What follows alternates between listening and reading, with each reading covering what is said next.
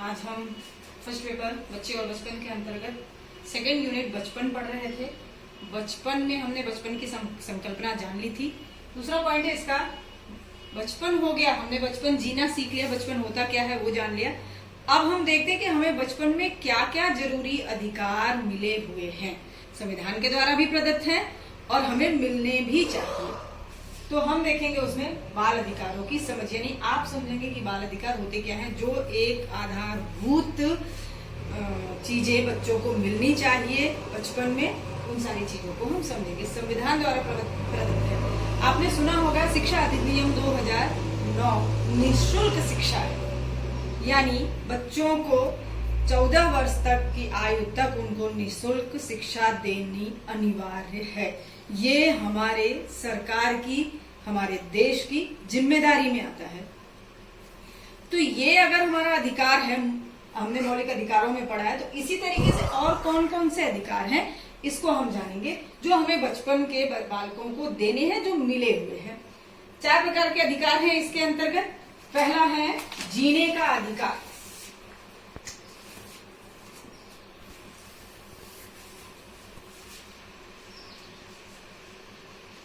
सबसे पहला अधिकार है जीने का अधिकार, अर्थात बालक को पैदा होने से लेकर उसके पालन पोषण का, उचित देखरेख का, अच्छे स्वास्थ्य का, जीवन पोषण का, सभी चीजों का ध्यान रखना हमारे समाज की, हमारी सरकार की और उसके परिवार की जिम्मेदारी है। हम पैदा होते बालक को यूं ही समाज में, यूं ही रोड पे छोड़ नहीं सकते हैं, वो अपराध है, अपराध में आता है। इसलिए आपने देखा होगा कि कुपोषण का सर्वे हमेशा होता रहता है कि कुपोषण से कितने बच्चे मरते हैं, कुपोषण के कितने बच्चे शिकार हैं। किस लिए सरकार करवाती है? क्योंकि ये उसकी जिम्मेदारी के अंतर्गत आता है, ये हमारी जिम्मेदारी के अंतर्गत आता है कि कोई भी बालक कुपोषित ना हो, स्वस्थ रहे और अच्छी तरीके से वो जीवन जिए। तो पहला अधिकार हमारा है जीने का अधिकार। दूसरा अधिकार है विकास का अधिकार।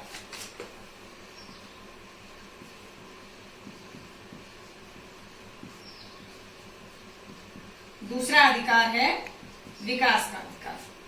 विकास के अधिकार के अंतर्गत आपको बच्चे को उसके सर्वांगीण विकास के लिए उचित देखभाल, अच्छा परिवेश, अच्छा वातावरण, सांस्कृतिक सामाजिक गतिविधियां, मनोरंजनात्मक गतिविधियां, सभी चीजों से उसको उसके विकास का ध्यान रखना है और जो कि उसका अधिकार भी है, वो लेकर पैदा हुआ है। इसलिए सभी माता पिता की जिम्मेदारी होती है कि वो बच्चों के विकास का उचित देखभाल करे, ध्यान रखे। तीसरा अधिकार है संरक्षण का अधिकार।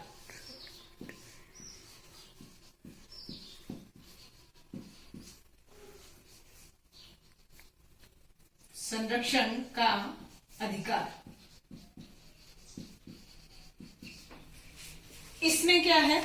संरक्षण के अधिकार के अंतर्गत आपने देखा है बच्चे जो होते हैं बेहद संवेदनशील होते हैं।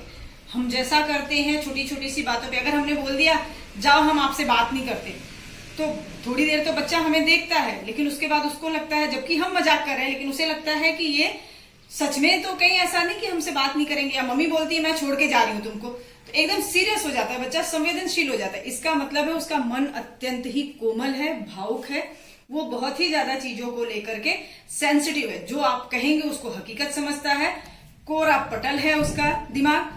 तो आपको उसके साथ में इस चीज का ध्यान रखना होगा कि उसकी संवेदनाओं को, उसकी भावनाओं को कहीं आहत ना हो, कहीं वो गलत दिशा में नहीं चला जाए। चोरी है, झूठ बोलना है, बुरी आदतें हैं, ऐसी चीजें जो है बच्चे भावना से आहत होकर ही करना शुरू करते हैं। तो इन चीजों का हमें ध्यान रखना है, यानी कि आप उसे बेहतर संरक्षण प्रदान करें, ये उसका अधिकार है।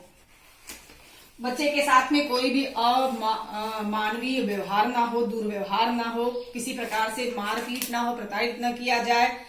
बाल मजदूरी भी इसी में आता है, बाल श्रम भी इसी के अंतर्गत आता है। आपने देखा होगा बहुत सारे केस बन रहे हैं। क्यों बन रहे हैं? क्योंकि ये वो अधिकार लेकर पैदा हुआ है, आप उससे ये सारी चीजें नहीं करवा सकते हैं।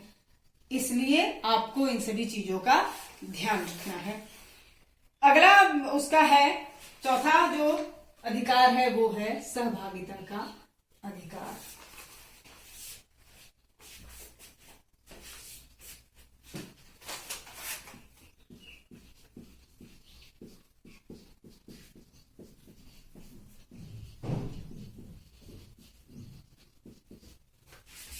सहभागिता का अधिकार यानी समाज में मिलकर के समाज के साथ में उसे रहना है और समाज का भी ये कर्तव्य है कि उसे अपने रीति रिवाजों से, अपने संस्कृति से परिचय करवाए।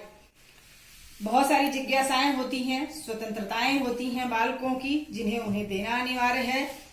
उनके विचारों की अभिव्यक्ति के लिए वो आजाद हैं। वो जो भी मन में चाहेंगे, जैसा चाहेंगे बोलेंगे। आपको उन्हें सुनना है, उन्हें करेक्ट करना है, जहां पे गलत है उन्हें समझाना है, लेकिन आप उन्हें किसी भी चीज के लिए रोक टोक नहीं सकते, प्रताड़ित नहीं कर सकते, इसके लिए मारपीट नहीं कर सकते। जब माता पिता भी अपने बालक को मारते हैं ना, वो भी दंडनीय अपराध कहलाता है, उसमें आता है। तो इसलिए क्योंकि बालकों के साथ में हमें इस प्रकार के कोई भी व्यवहार नहीं करने हैं और वो अच्छी तरीके से समाज में अपना जीवन जिए। जब कई बार बालक चोरी करने लगता है या झूठ बोलने लगता है, बुरी आदतों का शिकार होता है, तो उसके लिए केस भी बनते हैं बालकों के ऊपर कि चलो किसी पड़ोस के घर में चोरी कर लिया या कहीं बहुत बड़ी चोरी में उसका हाथ हो गया, क्योंकि कोमल मन है, जैसा जो कहेगा उसके साथ में वो मिल जाएगा। उसे अभी समझ नहीं है आगे के जीवन की, तो वो उसी प्रकार का व्यवहार करने लग जाता है। तो उसके लिए सरकार ने अलग से सुधार गृह बनाए हैं, जो बालकों को अलग से न्याय व्यवस्था बनी है उनकी, उसमें लेके जाते हैं, उनका सुधार करवाते हैं। उसका नाम है बालकों की देखरेख एवं संरक्षण अधिनियम 2000। ये 2000 में अधिनियम पारित हुआ था, जिसमें उनको अलग से सुधार गृह में रखा जाता है। वहां कुछ टाइम तक उनको अच्छी आदतें सिखाई जाती है। मनोवैज्ञानिक लोग भी वहां होते हैं, साइकोलॉजिस्ट होते हैं, उनका समय समय पे उसके दिमाग से चीजों को, बातों को निकलवाते हैं, माइंड वॉश करके अच्छा सा उसको जीवन जीने का तरीका सिखाते हैं। और जब वहां से बालक निकलता है तो सुधर करके निकलता है। तो आप अगर उसने घोर अपराध भी कर दिया है तो भी आप उसके लिए सजा निर्धारित नहीं करेंगे, ना ही उसे कोई भी दंड देंगे। कोर्ट द्वारा कोई दंड नहीं दिया जाता है, बल्कि उन्हें सुधार गृह में भेजा जाता है।